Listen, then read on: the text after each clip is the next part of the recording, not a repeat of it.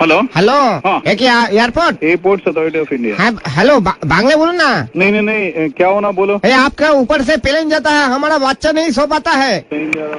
Hello हाँ देखिए साहब, एक विनती लेके फोन किया आपको। कौन? हाँ मोफिजुल कह रहा है, मोफिजुल।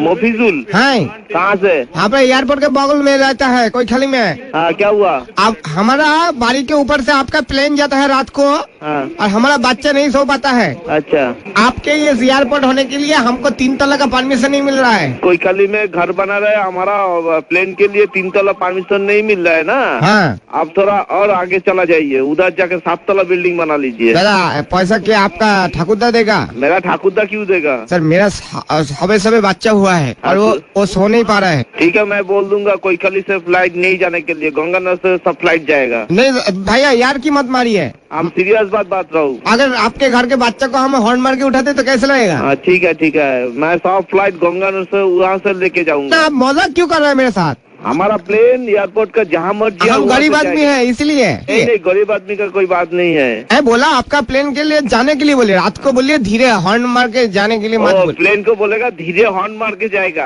हाँ साउंड नहीं जाएगा, साउंडलेस प्लेन चाहिए। हाँ वही बोला है कि हॉर्न मत मारिए। साउंडलेस प्लेन मोदी सरकार आ रहा है, उसमें साउंडलेस प्लेन बना। हाँ वही तो बोलता है। हाँ ठीक ओके। हेलो हेलो कौन? हाँ ऑफिसर बोलता है। थाना से बोल रहा हूँ मैं, एयरपोर्ट थाना एयरपोर्ट। तो क्या हम थाना में आप कंप्लेन लिखिए कि रात को ये प्लेन जाता है बहुत शोर करके, हमारा जो बच्चा हुआ है 3 महीना बॉयस है इसका। बच्चा का 3 महीना बॉयस हुआ ना? हाँ 3 महीना, ये सो नहीं पाता है बच्चा, तो किसको बोलिए? किसको बोलेगा? इस दुखी बाप का ये दुख, ये परेशानी हम किसको बोले, आप बोलिए। तो मेरा को जब बोल दिया, मेरा को 1 सप्ताह टाइम दे दीजिए, मैं देख रहा हूँ। देखिए हटा देगा ना, प्लेन हटाने के लिए नहीं बोला, मुझे भी पता है वो जरूरी जो परिसेवा है आपका प्लेन का ये है। हाँ लेकिन ये जरूरी परिसेवा में आप जो कीजिए, हाँ। ये रात को जो आप प्लेन ये करे ना, थोड़ा ऊपर से लीजिए। अच्छा, रात में थोड़ा ऊपर से जाएगा फ्लाइट, नीचे से नहीं जाएगा। तो आप पूरा एकदम घर के नजदीक से जाता है। अच्छा, घर का नजदीक से जा रहा ना। मैं वो जो पायलट आता ना, वो लोग को बोल दूंगा थोड़ा ऊपर से जाएगा, और वो जो फ्लाइट का जो साउंड आता है उसको बोलबो साउंड बंद कर दो। वो आप बांग्ली है ना আমি উর্দু। আপনি আমার অফিসারের সাথে কথা বলুন। হ্যাঁ দিন দেখি দাদা। হ্যালো হ্যাঁ দাদা, আপনি কি পুলিশ? কি হয়েছে বলুন। আমার ছেলে তবে 3 মাস বয়স দাদা, রাত্রিবেলা দুধ খেয়ে ঘুমোয়, আপনাদের প্লেন গুলো একদম নিচে দিয়ে যায়, একদম নিচে দিয়ে। আর মনে হচ্ছে যে অটোর সাথে ধাক্কা লেগে যাবে প্লেনে। এবার কথা হচ্ছে আপনার সারাদিন নিচ দিয়ে যাচ্ছেন ঠিক আছে, খালি রাত্রিবেলাটা যদি আপনারা একটু উপর দিয়ে নেন, আমার ছেলে একটু ঘুমোতে পারে। ওই আপনি আপনার ওখানে চেয়ারম্যান আছে, চেয়ারম্যানকে চিঠি লিখুন, ওই চেয়ারম্যান চিঠি লিখে চেয়ারম্যান আমাদের সঙ্গে যোগাযোগ রাখে। দাদা শুধু আমাদের উপরের লোককে জানাবে। দাদা হ্যাঁ বলছি, শুধু এটা আমার সমস্যা না দাদা, আমাদের গোটা পাড়ার সমস্যা।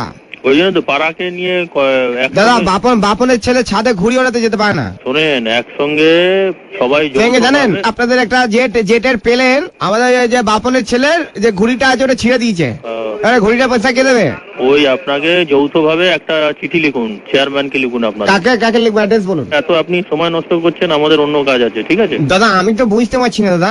ওই যে আপনারা, আমি এটাও দেখেছি আপনারা প্লেন থেকে উল্টো পাল্টা জিনিসপত্র ছুঁড়ে মারেন ছাদের উপর। প্লেন থেকে? হ্যাঁ তাই নাকি? তো হয় নাকি? হ্যাঁ ছুঁড়ে মেরেছেন, সঙ্গে ডিওড্রেন্টের বোতল। কি প্লেন থেকে? হ্যাঁ।